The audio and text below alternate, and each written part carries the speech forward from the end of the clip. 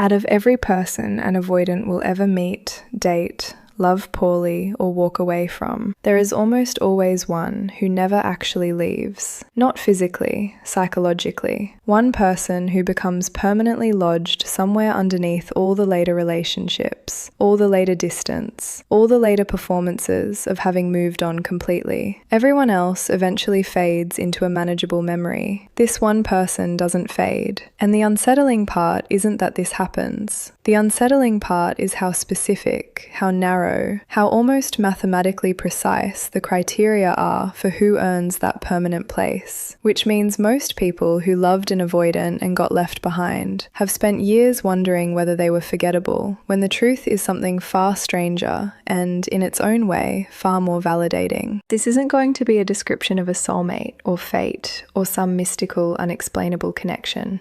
It's going to be an explanation of a psychological mechanism, one that has almost nothing to do with romance the way romance usually gets described, and almost everything to do with how an avoidance nervous system encodes safety, exposure, and unfinished emotional business. Because the person an avoidant bonds to forever isn't necessarily the one who loved them the hardest, or gave the most, or waited the longest. It's the one who accidentally triggered something the avoidance defenses were never built to survive. Anyone listening who suspects they might have been that person for someone, or anyone still quietly wondering whether they were ever truly unforgettable to someone who seemed to forget them so easily, deserves to hear this without being rushed toward an answer. What follows will make that answer much easier to recognize, because the pattern, once explained clearly, tends to reveal itself almost immediately in hindsight. To understand permanence, first it helps to understand forgetting, because avoidants are, in general, remarkably efficient at moving on. This isn't cruelty, and it isn't evidence of shallow feeling across the board. It's a direct consequence of how their attachment system prioritizes emotional safety over emotional depth.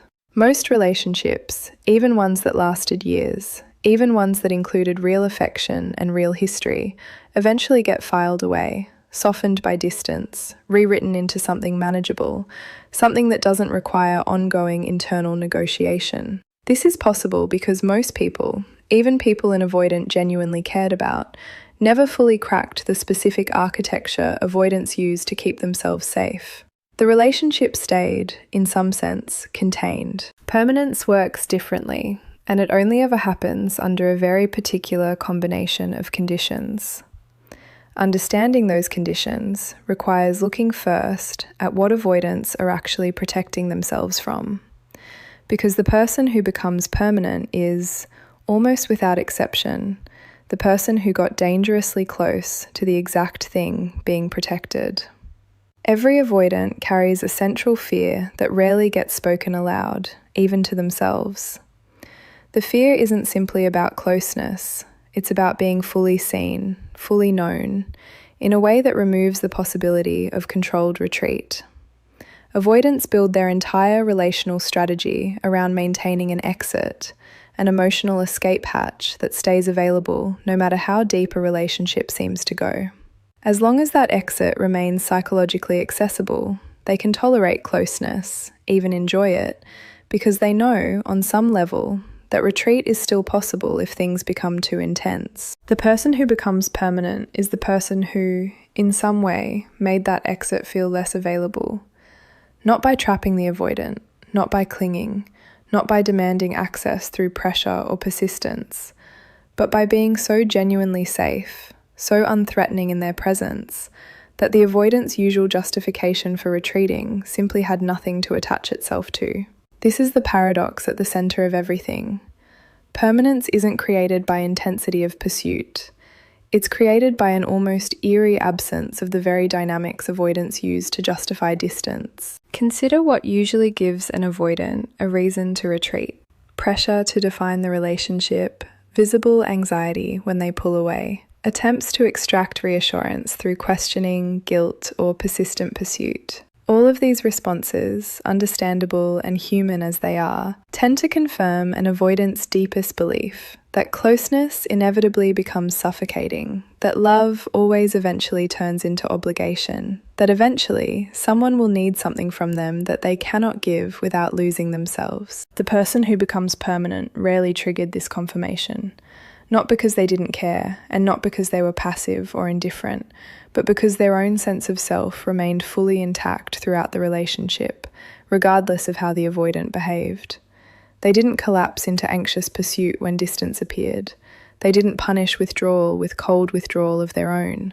They simply remained, steady, whole, present without grasping, disappointed at times without becoming destabilized by that disappointment. This quality, often described in psychological terms as a kind of grounded, non-reactive presence, is exceedingly rare, and it is almost always what separates the people an avoidant eventually forgets from the one person they never fully do. There's something important to name here for anyone listening who is beginning to recognize themselves in this description, and it deserves to be said clearly rather than left implied. Being that grounded, non-reactive presence is not the same as being passive, doormat-like, or endlessly tolerant of poor treatment. In fact, the version of groundedness that creates permanence in an avoidance memory almost always includes clear boundaries, a willingness to name discomfort honestly, and an unwillingness to shrink personal needs simply to accommodate someone else's fear.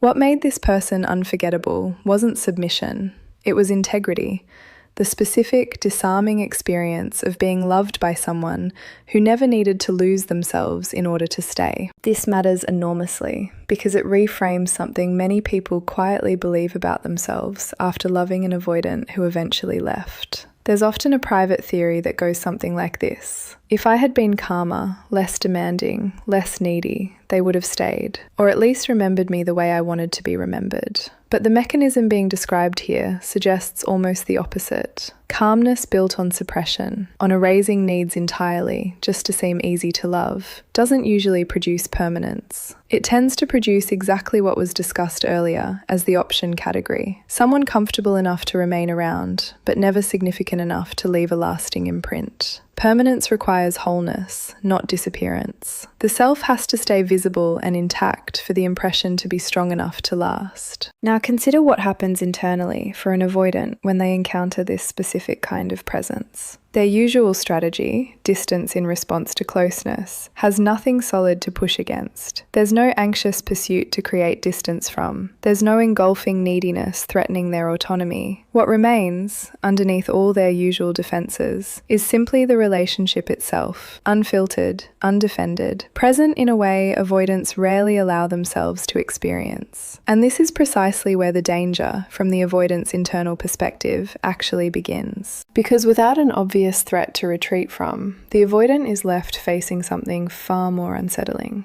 Their own capacity for real intimacy, uninterrupted by an external justification for running. This experience, rare as it is in an avoidant's relational history, tends to produce an intensity of feeling that overwhelms rather than reassures. It doesn't feel like relief. It often feels like exposure, the terrifying sensation of having nowhere left to hide. Not because the other person is trapping them, but because their own defenses have run out of material to work with. This is the moment permanence gets encoded, and it usually happens without either person fully realizing it in real time. The nervous system registers an experience so rare, so specific, so unlike anything else in the avoidance relational history, that it becomes a kind of psychological reference point, a fixed marker against which every future relationship gets unconsciously measured. This is why so many avoidants, long after a relationship like this has ended, describe every subsequent connection as somehow lesser, flatter, less alive, without ever being able to articulate exactly why. The comparison isn't conscious, it's structural. The nervous system encountered something rare once, and everything else afterward is measured against a standard most people were never even attempting to meet. There's a metaphor that captures this well. Picture someone who has spent their entire life in artificially lit rooms, so accustomed to fluorescent light that they've stopped noticing its harshness or its flatness. Then, briefly, unexpectedly, they step outside into full, unfiltered daylight. the kind that reveals colour and depth they didn't know existed. They go back inside afterward, back to the fluorescent light, back to their usual environment, but something has changed permanently. They now know what daylight looks like, even if they never manage to return to it, even if circumstances or their own fear keep them indoors for the rest of their life. That daylight becomes a fixed reference point, an ache that occasionally surfaces in quiet moments, a private knowledge that something better exists, even if it isn't currently, or ever again, available. This explains a particular kind of grief that many avoidants carry, often silently, sometimes without ever admitting it, even to the people closest to them afterward. It isn't ordinary sadness about a specific relationship ending. It's something closer to a permanent, low-grade awareness that a ceiling now exists on how good things can feel with anyone else, because the specific combination of safety and depth once experienced was rare enough that recreating it doesn't happen often. And for many avoidants, it never happens again at all. For anyone listening who left a relationship with an avoidant, wondering whether they were ever truly special to that person, or simply another entry in a long pattern of avoidance and retreat, this distinction matters enormously. Being one of many isn't the same as being the one who becomes permanent. Most people and avoidant dates do eventually blur together into a general category of past relationships, softened by time, rarely revisited with any real emotional charge. The person who becomes permanent doesn't blur. They remain sharp, specific, occasionally intrusive, showing up in quiet moments the avoidant would never openly discuss. Comparisons made silently against partners who have no idea they're being measured against someone else entirely. It's worth being precise about what specifically creates this kind of permanence, because vague explanations tend to leave people searching for reassurance rather than clarity. There are several conditions that, together, tend to produce this rare, lasting imprint, and understanding them individually helps clarify why some relationships fade, while others become fixed points that never fully release their hold. The first condition is timing relative to the avoidant's own developmental readiness. Sometimes a person enters an avoidant's life at a point where enough internal work has already quietly begun, even if the avoidant themselves isn't consciously aware of it, that they're finally capable of experiencing intimacy more fully than they ever have before. This timing isn't something anyone can engineer or predict. It has more to do with an avoidant's private, often invisible internal trajectory than anything the other person specifically did. But when that readiness happens to intersect with the right kind of presence, the impact tends to be disproportionately powerful, precisely because the avoidant's usual defences happen to be slightly less rigid than they normally would be. The second condition involves a specific kind of emotional attunement that doesn't perform reassurance, but simply offers it without needing anything in return.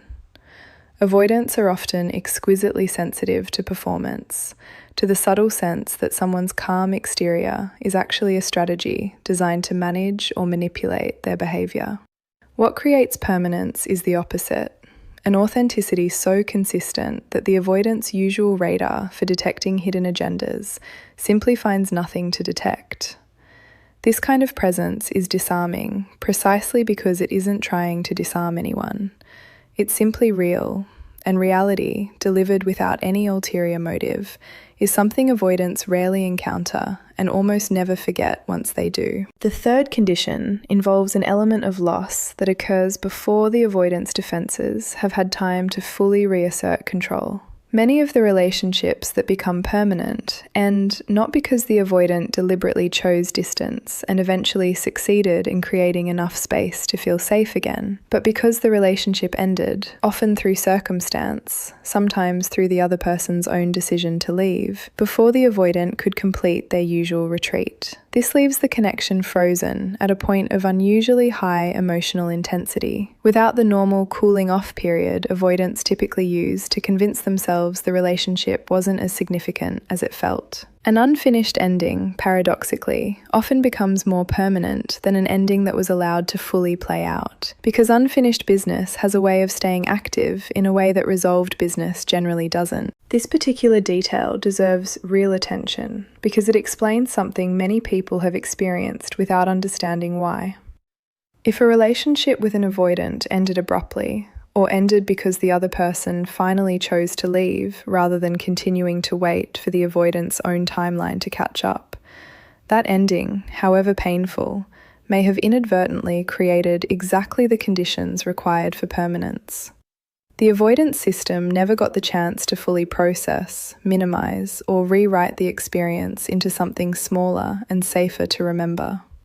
It simply stayed suspended, unresolved, and unresolved experiences have a well-documented tendency to remain far more psychologically potent than experiences that were allowed to reach a natural, gradual conclusion. There's something worth validating here for anyone who has felt haunted by exactly this kind of unresolved ending, wondering for years afterward whether the abruptness of it meant they weren't important enough to warrant more effort, more chasing, more visible grief at the time. The abruptness itself, uncomfortable and painful as it clearly was to live through, may be precisely why the connection became permanent rather than forgettable. Endings that get to fully resolve themselves often lose their charge over time. Endings that never got the chance to resolve tend to keep their charge indefinitely, sometimes for the rest of a person's life. It's important here to address something that could easily be misunderstood if left unexamined. None of this is meant to suggest that abrupt, painful, unresolved endings are something to seek out deliberately, or that unfinished business is somehow a more desirable outcome than a relationship that gets the chance to be discussed, understood, and closed with mutual clarity. Unresolved endings often cause tremendous suffering for the person who experienced them, just as much as for the avoidant who never processed them completely. What's being described here isn't a strategy for creating permanence.